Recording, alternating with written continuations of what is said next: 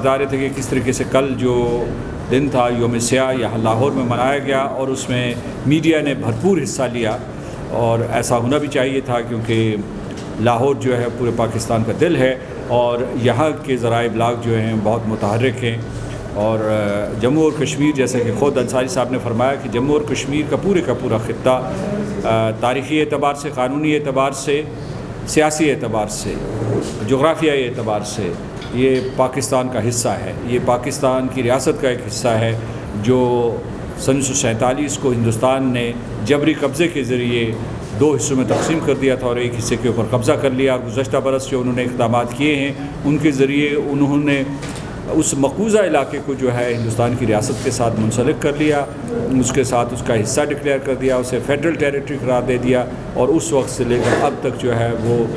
سینکڑوں کشمیریوں کو شہید کر چکے ہیں۔ ان کی زمین پر قبضے کا انہوں نے ایک منصوبہ بنایا ہے، 2-3 دن پہلے ہی جو ہے اس کے لیے احکامات جاری ہوئے، اور پھر یہ ہے کہ پورے ہندوستان سے ہندوؤں کو لا کے وہاں آباد کر رہے ہیں۔ تو ایک طرف ناجائز قبضہ ہے، کشمیریوں کی جو سیاسی جماعتیں ہیں ان کے قائدین جو ہے وہ زیر حراست ہیں، یاسین ملک، آسیہ اندرابی، شبیر شاہ یہ تہاڑ جیل میں ہیں، باقی جو قیادت ہے سید علی گیلانی صاحب ہوئے، عمر فاروق صاحب ہوئے، یہ اپنے اپنی رہائش گاہوں پر محبوس ہیں۔ تو اس کا پورا میں آپ کو یہ بتانا چاہتا ہوں کہ پورا کشمیر جو ہے وہ محبوس ہے، محصور ہے، محاصرے میں لوگ اپنے گھر میں محاصرے پہ ہیں، جو شہر اور قصبے ہیں ان کے اوپر پہرا ہے، اور 9 لاکھ فوجی جو ہے وہاں ظلم و استبداد کے پہاڑ ڈھا رہے ہیں۔ کشمیری جو ہے ان نے حوصلہ نہیں ہارا، 73 سال گزر گئے ہیں، اس کے باوجود وہ قربانیاں دے رہے ہیں۔ میں ابھی تھوڑی دیر پہلے جو ہے جب انصاری صاحب سے ملاقات ہو رہی تھی تو یہ سوال اٹھایا گیا کہ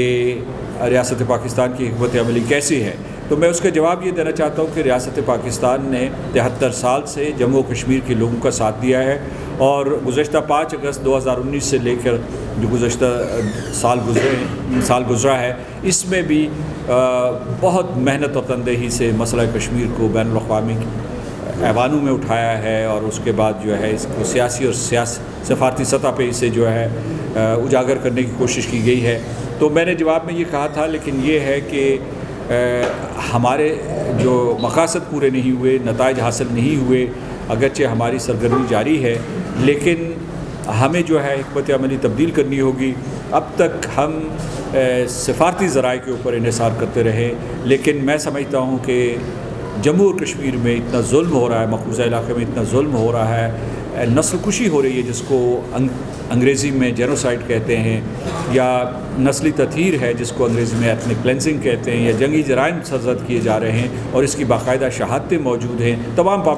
پابندیوں کے باوجود۔ یہاں سارے کے سارے صحافی آزاد ہیں، لیکن وہاں یہ ہے کہ جو اخبارات ہیں ان کے دفتر جو ہے سرب مہر کر دیے گئے ہیں، بند کر دیے گئے ہیں،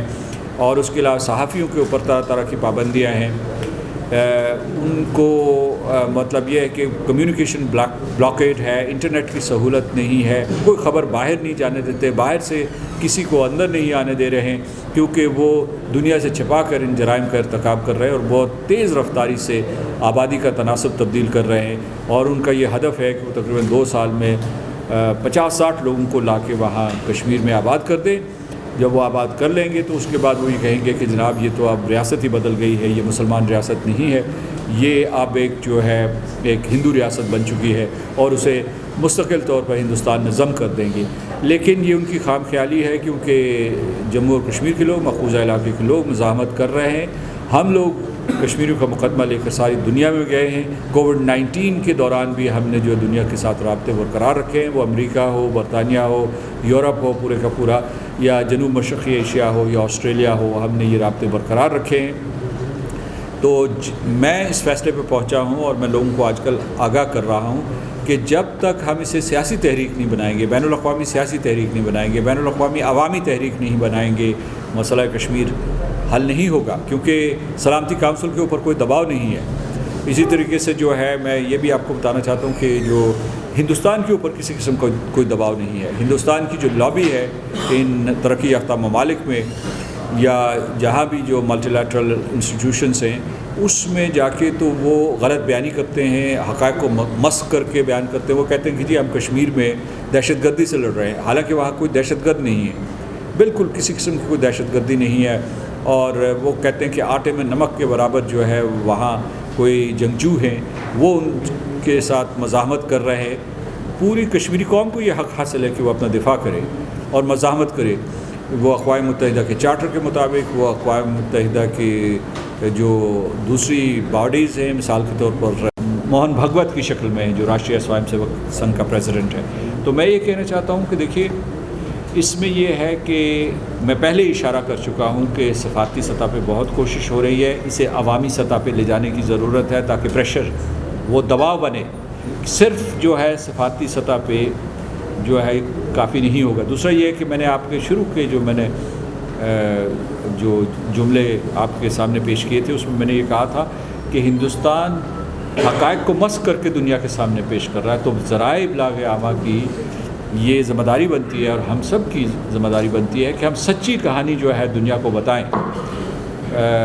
کیونکہ جو اس قسم کی فسطائی قوتیں ہوتی ہیں وہ پہلے حملہ کرتی ہیں، لوگوں کو قتل کرتی ہیں اور کہتے ہیں کہ یہ ہم قانون کے مطابق کرتے ہیں، کیونکہ انہوں نے ایسے کالے قوانین بھی بنائے ہوئے ہوتے ہیں۔ تو یہ چیلنج ہے جسے ہمیں قبول کرنا چاہیے اور اس کی بھرپور مزاحمت کرنی چاہیے۔ دیکھیے، اگر کوئی، جب میں وہاں سے لوٹ کے آیا تھا نیو یارک سے، تو کوئی اضافی امور خارجہ سے متعلق مجھے ذمہ داریاں دی جاتی تو میں وہ بھی نبھاتا اور اچھے طریقے سے نبھاتا، محنت سے نبھاتا، اور پاکستان کے عظیم تر مفادات کی حفاظت کرتا اور ان کو بڑھانے کی کوشش کرتا۔ تو دوسرا یہ ہے کہ میرا تعلق راولا کوٹ سے ہے، آزاد کشمیر سے۔ میں واپس آیا تو اس کے بعد جو اس وقت جس جماعت نے سب سے زیادہ اکثریت حاصل کی تھی پاکستان میں بھی اور وہاں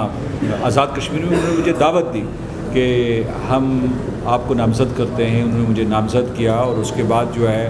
میں انتخابات کے ذریعے جو وہاں صدر بنا، اور پھر ہم نے یہ سوال نہیں پوچھا کہ جی میری جو پہلے کی جو کیا پوزیشنز تھی یا کیا میرے جو ہے اسپیشلائزیشن تھی۔ پھر ہم نے رات دیکھی ہے نہ دن، ہم جو تحریک آزادی کشمیر کو لے کر اس کے لیے محنت کر رہے ہیں، اور جو ہمارے پاس جو پہلے سے وسائل تھے ان کا بھرپور استعمال کر رہے ہیں۔ کامیابی اور ناکامی خدا تعالیٰ کے ہاتھ میں ہے، اور آپ دعا کیجئے کہ یعنی اس میں انڈیویجول کنٹریبیوشنز کو نہ آپ گنیے کہ کوئی کیا کر سکتا ہے، کیا کرے گا، بلکہ یہ دعا کیجئے کہ جو کشمیریوں کے اوپر ظلم ہو رہا ہے یہ کسی طریقے سے ختم ہو، اور خدا تعالیٰ اگر چاہے تو پانسا پلٹ سکتا ہے، کیونکہ کشمیریوں نے قربانی دینے میں، اپنا خون دینے میں کوئی دریغ نہیں کیا۔ ہم اپنے محاذ پہ ڈٹے ہوئے ہیں، اور جو بھی ہمارا بیک گراؤنڈ ہے اور جو بھی ہمارے پاس جو بھی کیا کہتے ہیں کمپٹنسیز ہیں، اس کے مطابق جو ہے ہم آزادی کشمیر کے لیے اور کشمیریوں کی حق خود ارادیت کے لیے جد و جہد کرتے رہیں گے۔ سیاسی اور سفارتی سطح پہ میں نے یہ بھی کہا ہے کہ حکمت عملی کے اوپر نظر ثانی کرنی چاہیے، اور پھر یہ کہ اسے زیادہ مؤثر بنانا چاہیے۔ جب عمران خان صاحب یہاں لاہور پریس کلب میں تشریف لائیں گے تو آپ ان سے یہ سوال پوچھیں۔ تو میں یہ آپ کو بتا دوں کہ جو مسئلہ کشمیر کے سلسلے میں میری وکالت جو ہے وہ صرف جو بحیثیت صدر آزاد کشمیر نہیں شروع ہوتی، میں سن 1993 سے اقوام متحدہ میں کشمیر کے اوپر کام کر رہا ہوں براہ راست بالواسطہ طور پر۔ تو مطلب یہ ہے کہ ایک لمبی تاریخ ہے، اور مقبوضہ کشمیر کے قائدین کے ساتھ بھی مل کر ہم نے کام کیا، آزاد کشمیر کے لوگوں کے ساتھ اور پاکستان کی قیادت کے ساتھ۔ تو بہت بہت شکریہ کہ آپ نے کہا کہ میں اس کام کے لیے موضوع ہوں۔ آپ بتاتا ہوں کہ سن 2014 میں، یعنی جب 2014 میں جب بھارتیہ جنتا پارٹی آئی تو اس کے منشور میں لکھا ہوا تھا کہ وہ آرٹیکل 370 کو منسوخ کریں گے، اور وہ جو ہے سن 1947 سے لے کر اب تک جو ہے کانگریس پارٹی کی جو بھی پالیسیاں تھیں، وہ پالیسیاں ہم کانگریس پارٹی کو بھی جانتے ہیں، اس کے اصل چہرے کو جانتے ہیں، وہ بھی ان کی مکرانہ پالیسیاں تھیں، یعنی یہ کھل کے آ گئے ہیں۔ انہوں نے بھی کشمیریوں کے اوپر کوئی کم ظلم نہیں کیا کوئی 7 دہائیوں تک۔ تو جب 2014 میں ان کی حکومت آئی تو اس کے منشور میں بھی لکھا ہوا تھا، اور پھر جو ہے انہوں نے 5 سال محنت کی، پھر انہوں نے یہ کہا کہ وہ آرٹیکل 35A کو بھی منسوخ کر دیں گے، کشمیر کو کشمیریوں سے چھین لیں گے۔ یہ ان کا ایجنڈا ہے، یہ اس جنونی طاقت کا جسے راشٹریہ سوائم سیوک سنگھ کہتے ہیں اس کا ایجنڈا ہے۔ اور انہوں نے پھر جو ہے الیکشن اس پہ لڑا، جو الیکشن تھا اس میں ایک مدعا یا ایک ہدف ان کا یہ تھا کہ جناب ہم نے آرٹیکل 370 کو آرٹیکل 35A کو منسوخ کرنا ہے، اور پھر انہوں نے اس کے لیے فضا ہموار کی اور اس کے بعد اسے منسوخ کر دیا۔ تو میں سمجھتا ہوں کہ بھارتیہ جنتا پارٹی جو ہے اس کا یہ بہت دیرینہ ایک عزم تھا جو اس نے پورا کیا ہے، اور اسے کئی برس لگے ہیں اسے میچور ہونے میں۔ مجھے یہ اعزاز دیا اور میرے لیے فخر کی بات ہے، میں ہمیشہ آپ کے پاس حاضر ہوتا رہوں گا، اور میرے اب یعنی مستقل رشتہ بن گیا، مستقل ممبر بن گیا۔ بہت بہت شکریہ۔ کیمراز کو بلا لیں۔